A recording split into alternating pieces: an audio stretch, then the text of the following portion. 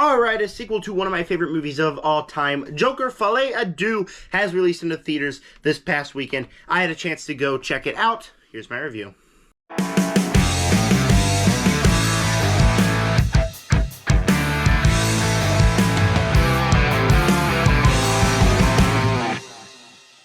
Alright, let's cut straight to the chase. This is going to be a spoiler review. There will be tons of spoilers in this video because I cannot talk about this movie without talking about spoilers.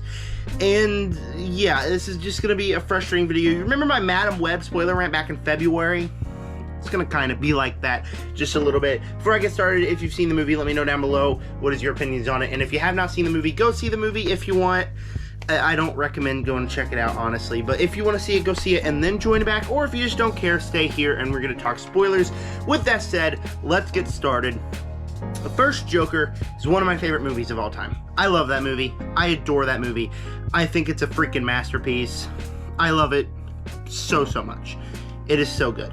It takes Joker and shines him in an interesting light to where you kind of feel bad for him. But by the end of the movie, he just turns into this psychotic madman and links very well into the Batman universe, where at the end, the Waynes get murdered, and just links very well to the universe that I was very excited to see what they would do with the sequel. Even like the stuff about the musical didn't scare me away because I was just interested. I loved the trailers, so excited for this movie. And watching the movie, 90% of it, I found myself enjoying it. I enjoyed being back in this world. Walking Phoenix, Lady Gaga, phenomenal in these roles. The movie shot visually. It always is interesting, keeping me on my toes. Never knew what was going to happen next. But by the time we got to the ending, I just kind of hated the movie. I just hate the movie. And it's frustrating because I enjoyed watching it, but it's a movie that's so frustrating. As a Batman fan, man, I hate this movie. And it's a hate that also makes me say, hey, I really enjoyed that movie. It's not giving like an F, it's not even getting a D. I just hated the ideas that they did here. And it's complicated because there's so many good ideas. The overall movie is about Arthur. And after the events of Joker, everyone's worshiping him as this Joker-centric guy. Nobody knows who Arthur is. They treat him as the Joker. That's interesting. That's compelling. And like even like the central themes where Harley Quinn doesn't care about Arthur. She wants to have sex with the Joker. She wants to know the Joker. That sex scene, by the way, don't even get me started, man. Like, I saw this movie with my dad. I did not want to see that. Anywho, getting back on track, it's just frustrating because there's so many cool ideas. But by the time we get to the end of the movie, you realize that this is not the Joker. This is a character study of Arthur Fleck, a man who is a serial killer and has like all these conflicting views. Everyone around him worships him for being the celebrity guy instead of Arthur. If this was a movie, not in the DC universe, not called The Joker, Folie, Deux, I think this would be a great movie. Yeah, would it have problems? For sure, yeah. But it wouldn't be as frustrating as a watch as the real movie is. Kind of taken from the beginning, like the opening sequence was pretty smart in his own shadow. By the time you get to the end of the movie, you understand what the animated sequence was. And it's cool. Again, those themes are awesome. They're great themes to explore in this movie. If it wasn't this movie, if it was not Joker 2. First Joker is able to explore all of these themes while also staying consistent and loyal and faithful to the Batman lore, which makes the movie great, which makes the movie really, really great. This movie does not do that. It doesn't. It just police says screw it, where you have Harley Quinn, where she's like the mastermind here. All she wants is Joker, not Arthur. She's kind of like the smart thing, kind of the evil one. Whereas in a normal Batman world, Joker would be manipulating Harley Quinn's to become Harley Quinn. I didn't hate that take on Harley Quinn. Lady Gaga is really good in the movie, but I just it's not Harley Quinn. And that's just many of the examples I can pull that this is a Joker movie that wants nothing to do with Batman or the DC universe or anything that we know. And it's just frustrating. Because again, it would be a really good movie if it was not Joker Folie Deux. And it's not like this movie's gonna make money because nobody's gonna go see it because it's just so controversial and it's not really entertaining. The movie's like, what, 2.5 hours? And by the time we get to the end of the movie, not once did I say that movie was kind of fulfilling. I genuinely did not feel as if the movie had a purpose. The whole movie is about Arthur dealing with that, also being a courtroom drama, and dealing with the aftermath of the first Joker. Which is weird because there's not much you can do in that. Moving on to like the musical stuff, like the whole movie's taking place in Arkham Asylum. So it's taking place in Arkham Asylum, and it's taking place at the courtroom. That's all the movie is. And that can be compelling, except the movie doesn't have enough meat on its bones to be a movie 2.5 hours long. So what do they do to fix that?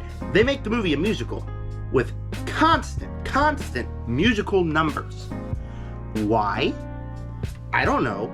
The musical numbers don't add anything. It was interesting at first, but at the end it just got repetitive and annoying. But it doesn't add anything. The movie doesn't add a single thing to it because it's just adding more stuff to make the movie longer.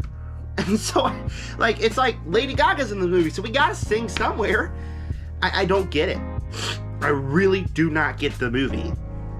Or even, like, the purpose of it, because by the time we get to the end, like, thinking about it, yeah, it's exploring that story with Arthur, but it never really reaches its full potential. Spoiler alert, big spoiler alert, you know how the movie ends?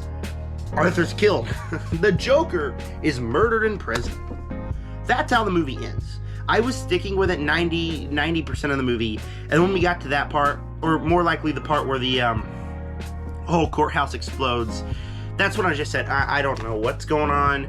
And then even on the ride home, I was trying to convince myself, yeah, I really liked a lot of that. I was like, yeah, that's a B- or a B movie.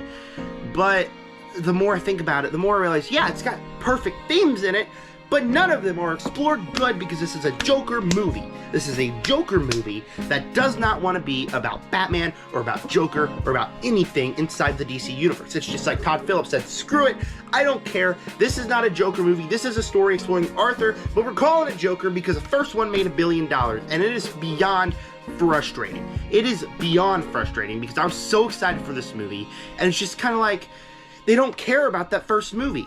They don't care because all they want is to tell a story that would not fit inside of a Batman universe. So why make this movie? Why make this movie? Why couldn't you make any other movie with the same central themes? Why did it have to be this one? Because the first movie made $1 billion. So what's that equal up to? Cash grab. Joker Folie Deux is a big freaking cash grab. And it hurts me to say that. Because this was one of the anticipated movies of the year. I was so excited for the movie. It doesn't matter how great the performances are, how well the movie shot, how intrigued I was throughout the entire movie. If that's what the movie comes up with, and it's just beyond frustrating, because the movie ends with Joker being murdered in prison. That's how the movie ends. Wow. I mean, we got unnecessary sex scenes. We got Joker being raped in prison. I don't know, man. Like, the first movie was brilliant. It was a brilliant character study while also being loyal to the Batman universe. It's like in this one, Todd Phillips was like, okay, yeah, screw it. We don't like Batman. We're throwing it out here. And it's beyond frustrating. I hated this movie. I liked watching it. I enjoyed the movie. But after watching it, after thinking about it, the more and more I hear out of it, it could have been such a good movie if it does not called Joker.